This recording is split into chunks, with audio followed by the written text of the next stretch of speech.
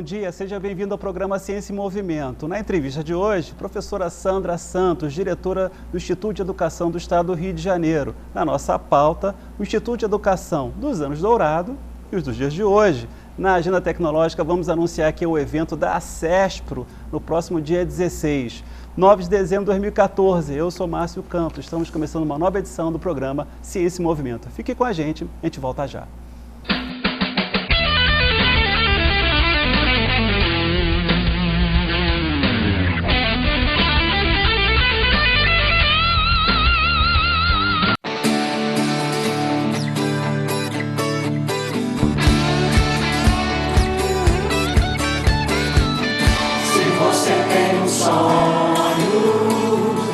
Acredite nele, então acorde seu sonho e não desista dele. Erga suas mangas, mãos à obra, abra seus olhos e faça a sua hora. Só realiza quem sabe sonhar, e se você sonha,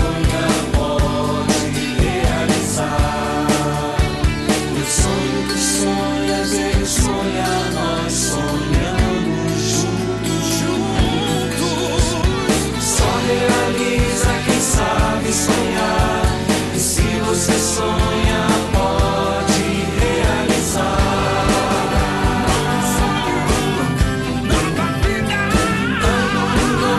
Vida nova, novo sonho, nova história. Em 2015, acredite no seu sonho.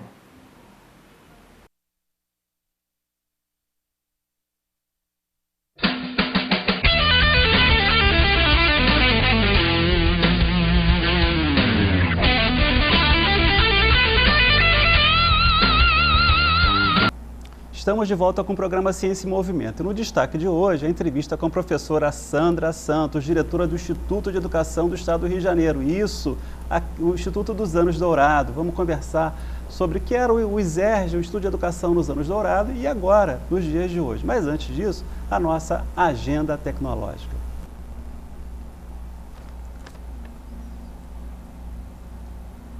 Tivemos aqui na semana passada com o Sandro Gatto, diretor da região serrana aqui da ACESPRO, uma iniciativa da ACESPRO na questão da interiorização da tecnologia no estado do Rio de Janeiro. E ele comentou com a gente aqui um evento que vai acontecer no próximo dia 16, está confirmado.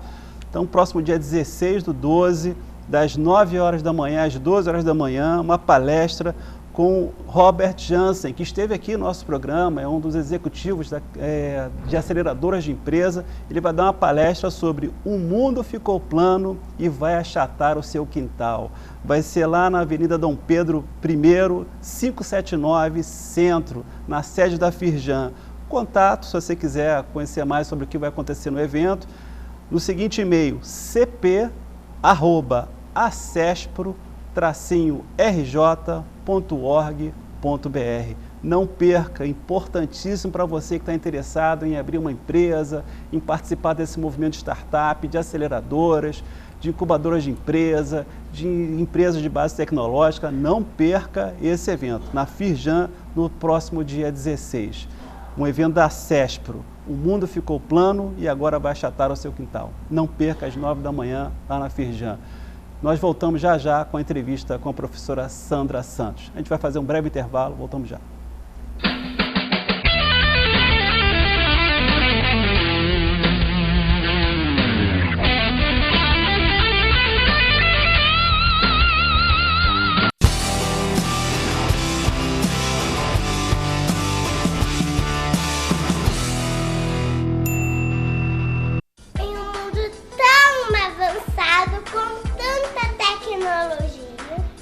Precisamos estar preparados para o que o futuro nos oferece. Do maternal 1 ao ensino médio, o Colégio Batista oferece uma estrutura de ponta, com aulas de música, inglês e espanhol com professores nativos, além de contar com cursos profissionalizantes, técnicos e supletivos. Venha já fazer sua matrícula. Isso!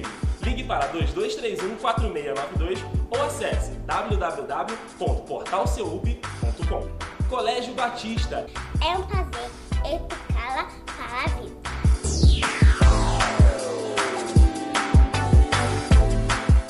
E hoje você vai conhecer o Super Atacarejo da DIB, que fica aqui em Cascatinha.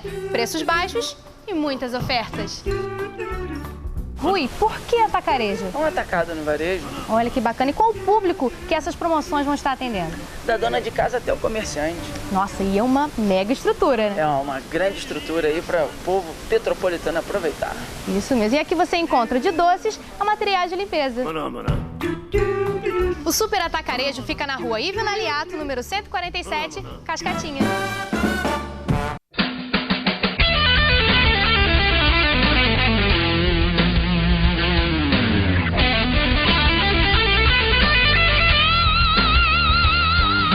Bom, estamos de volta com o programa Ciência e Movimento. E no destaque de hoje, a entrevista com a professora Sandra Santos, do Instituto de Educação do Estado do Rio de Janeiro.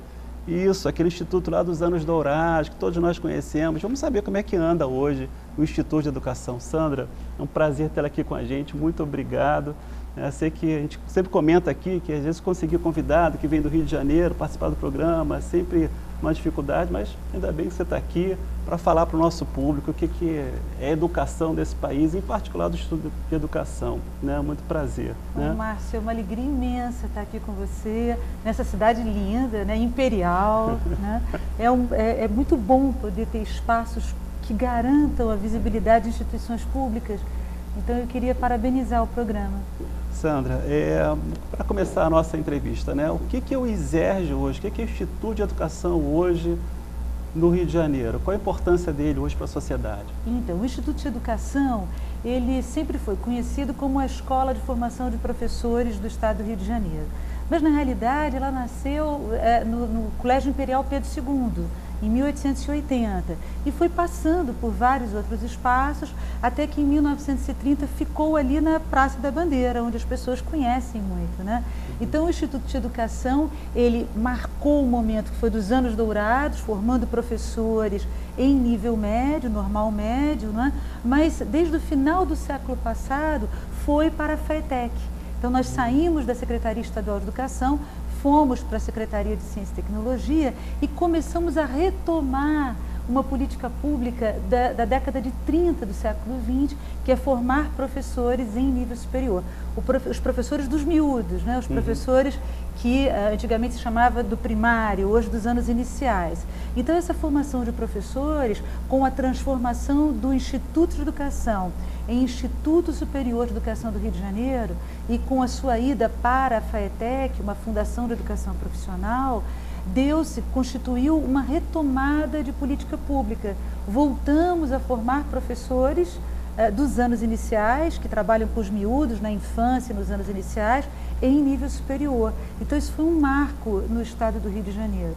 Então, a diferença entre o Instituto dos Anos Dourados e o Instituto de Educação de hoje é que hoje, no âmbito da FAETEC, no âmbito da Secretaria de Ciência e Tecnologia, a gente está retomando a formação de professores em educação profissional, dentro de uma fundação que foca a educação profissional.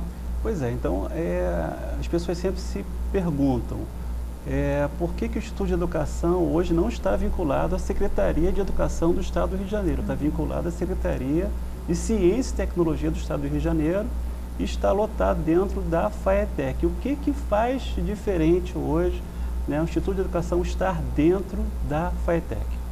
Então, por que é fundamental existirmos dentro da FAETEC?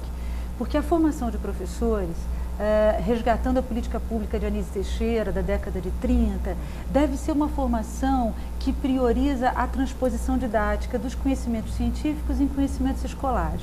Então, a formação de professores deve se dar em nível superior, mas junto com as crianças, com os jovens, com os adultos, que estão em formação junto com os professores, no mesmo espaço físico, no mesmo espaço acadêmico, no mesmo espaço pedagógico. E é essa proposta de formação de professores de forma profissional, numa instituição que agrega ensino superior e educação básica, exige que esteja numa secretaria que abrange o ensino superior. Então, a Secretaria de Ciência e Tecnologia abriga a UERJ, a UESO, a UENF, a FAETEC, o CEDERJ, a CCIERJ, obviamente, então, que se o Instituto assume a formação de professores de nível superior junto ao seu colégio de aplicação, ela precisa estar na Secretaria de Ciência e Tecnologia e precisa estar numa fundação cujo objetivo é a formação profissional. E aí vale a pena um destaque, né, de que a educação profissional ela não é menor nem maior do que nenhum outro tipo de educação.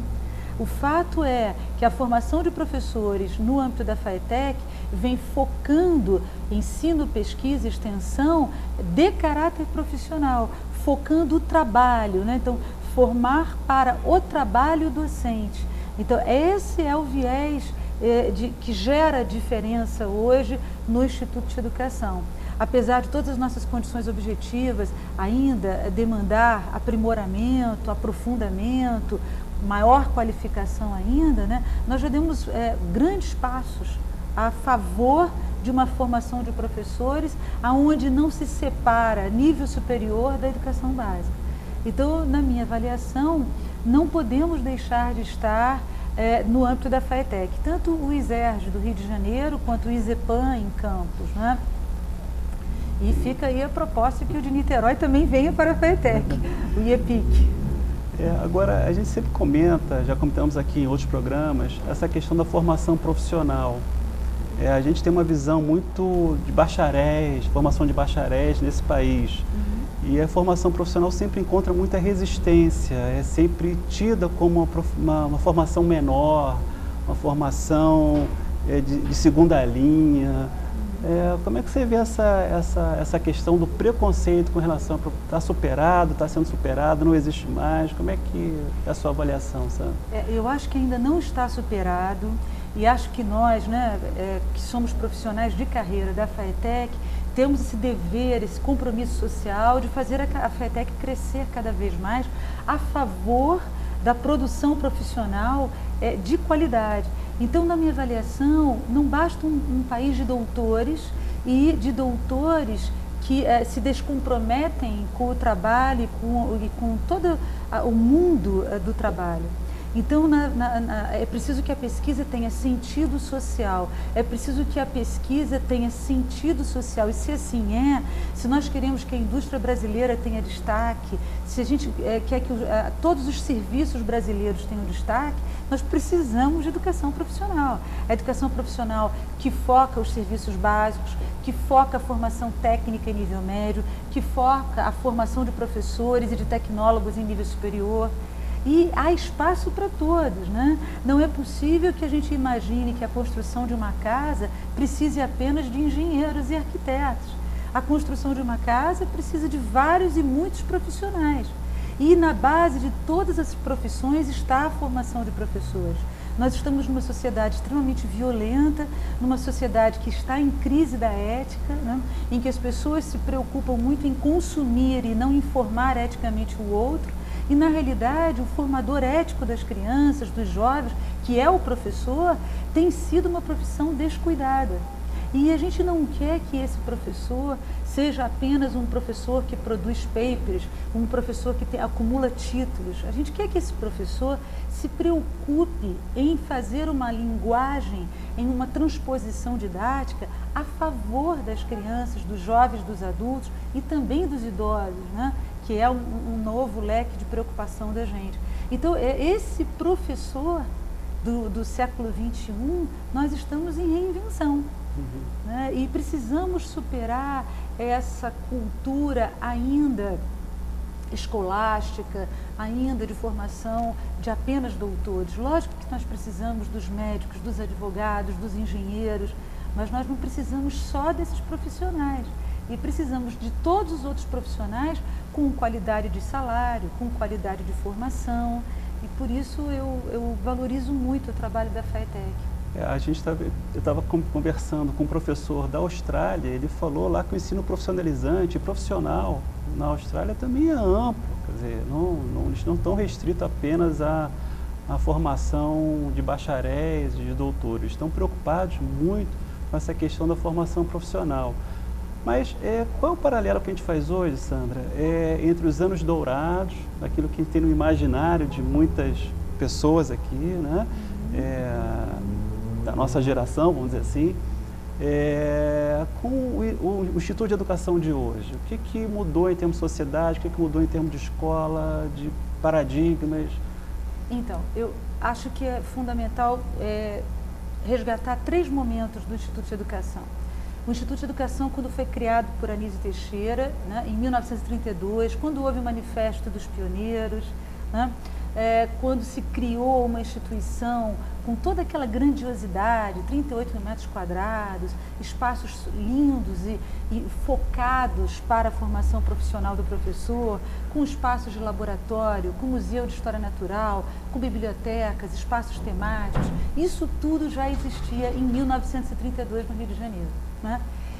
Em seguida a isso, nós tivemos as reformas de Capanema, né, quando então se cindiu a formação de professores, no início de 40.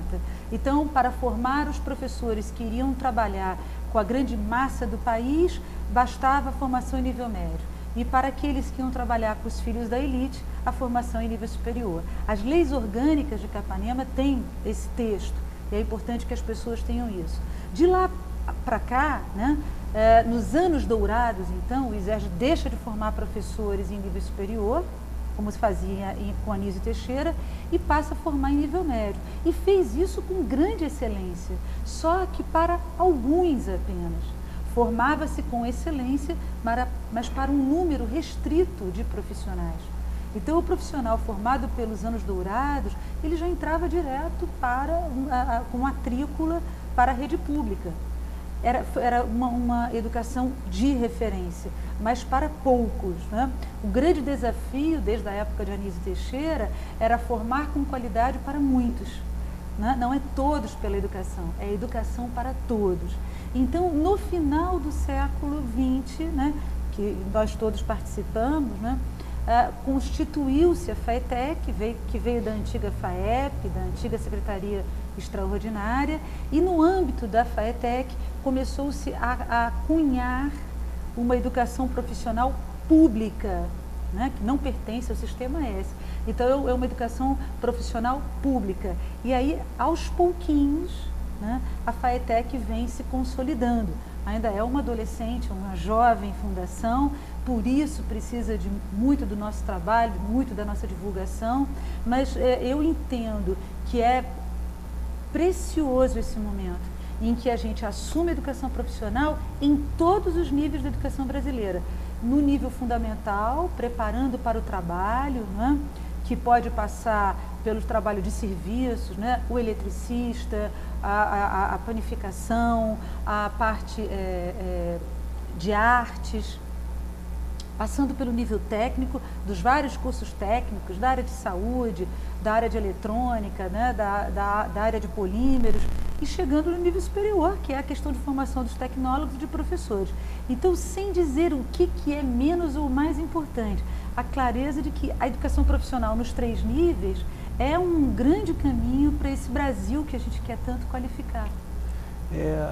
Hoje, então, o ISERJ continua ainda com uma política de formação de professores.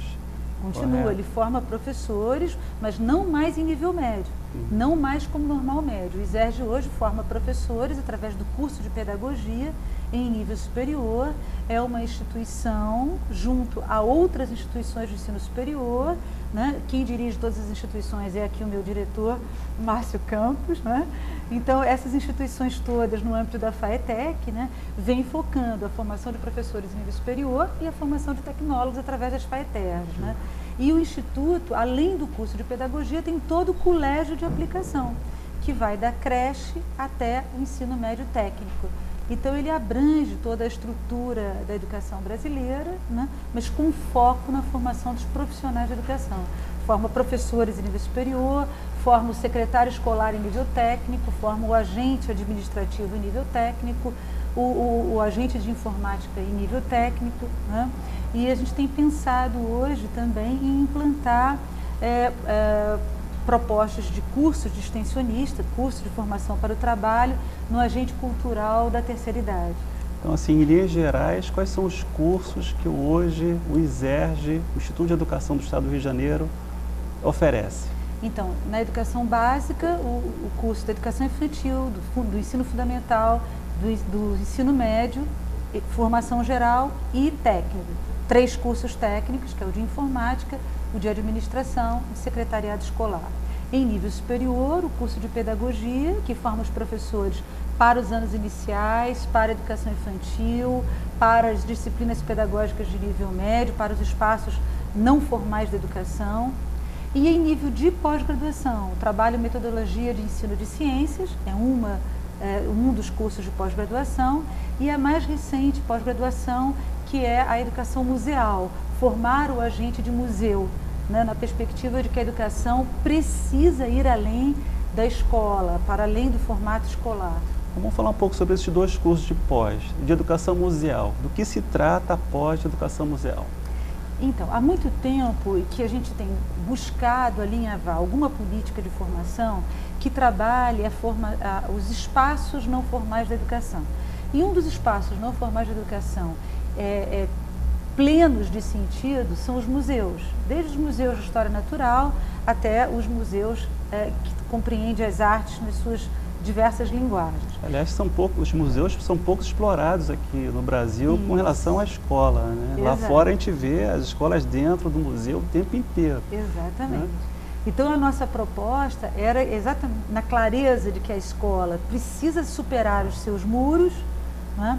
Então a gente quer formar o agente de museu. Então qualquer profissional que tenha feito um ensino superior, especialmente aqueles de pedagogia, mas outros também, né? Pode estar se dedicando a essa especialização. E essa especialização ela é feita pelo ISERJ, junto aos museus Castro Maia, um deles fica em Santa Teresa, o outro fica na Floresta da Tijuca, né? E também o Museu da República. Né? Então a gente está querendo um pouco tornar comum às pessoas, popularizar as pessoas a importância de estar nos espaços, estar nos museus. Olha, nós estamos quase que numa cidade que é memória pura. Petrópolis é a nossa história, gênese da nossa história. Não é? E quando nós chegamos no Rio de Janeiro, se você conversa com um cidadão comum, você pergunta, onde fica o Museu da República? Olha, ele sabe que fica numa estação do metrô, Catete, mas o que aconteceu? O que é república? Por que nós estamos numa democracia? O que isso tem a ver com a formação das crianças e da cidadania plena? Né? O quanto é importante nessa jovem democracia que vem assumindo o combate severo à corrupção, estar no Museu da República, conhecer o Museu do Açude, conhecer um museu dentro da única floresta urbana do Rio de Janeiro, que é a Tijuca, né? A Floresta da Tijuca. Então, isso tudo tem que ir além da escola. Então, é a primeira pós em educação museal. Já houve uma iniciativa há um tempo atrás, mas acabou se tornando um mestrado, né? Então, é a primeira iniciativa de formação de um profissional dos espaços de museu. E entendendo que museu é um espaço formativo pleno de crianças, jovens e adultos. Nós temos então uma outra pós que é de ciências. É de metodologia do ensino de ciências para educação básica. Para que essa pós? Qual a razão da pós? Então, esse também é uma outra lacuna da educação brasileira. Muitos de nós entendem que a criança precisa aprender a ler e a escrever e que isso é fundante. Mas, na realidade, a gente percebe que nós temos um número muito pequeno de patentes, um número muito pequeno de formação de cientistas. E quando a gente conversa com as crianças, os grandes sonhos, né, jogar futebol, é ser artista, trabalhar de alguma forma naquilo que a gente costuma chamar as profissões folclore do Brasil, né? Mas a gente não vê uma preocupação de formar os cientistas, né? Como que a gente vai formar cientistas se a gente não trabalha ciências nos anos iniciais, né? Eu sempre costumo dar um exemplo muito interessante, que a gente pode trabalhar a energia. O que é energia? A gente pode fazer a equação energia igual a mc2, né? A gente pode trabalhar a energia, lembrando como era o Einstein, como era toda a história da ciência, mas como a gente vai trabalhar essa energia com as crianças dos anos iniciais, da educação sensibilizar infantil? elas para a ciência, para a tecnologia. Isso, aí eu sempre dou esse exemplo daquela calculadora que a gente usa com uma pilha só, tirar a pilha, ligar a 2 batatas, né, e fazê-la funcionar. É sempre um desafio. O próprio professor, professorando, fala, professora Sandra, não é possível, não vai funcionar. Não, funciona, 2 mais 2 igual a 4, 2 vezes 3 igual a 6, né? E aí as próprias crianças perguntam, mas como que a calculadora pode funcionar vinculada a 2 batatas? Se batata é algo tão popular e a bateria é algo tão tecnologicamente superior, né? E a gente brinca com as crianças, literalmente, mas vocês são ligados à tomada, vocês usam pilhas e as crianças... Não, professora, mas comem batatas. Né? A energia do corpo humano vem do alimento. E a gente brinca com as crianças a questão da energia. Brincar é algo muito sério para a criança, é um trabalho pedagógico da criança. E brincar com ciência e tecnologia é muito mais divertido. É muito mais divertido. Sandra, a gente está acabando aqui o programa, então uma pergunta rapidinha. A questão do novo prédio, vai sair, não vai sair, como é que está isso? Né? Então, isso é um desafio para o nosso governo estadual, né?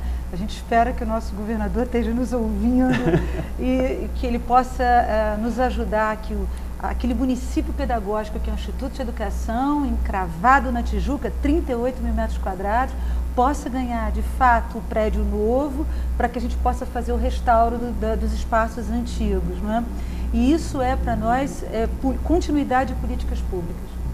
Sandra, muito obrigado pela bela entrevista. Acho que quem acompanhou estava aí, né, se maravilhando com a sabedoria aqui da professora Sandra, com o que a professora Sandra representa, o que o Instituto de Educação representa para o Estado do Rio de Janeiro.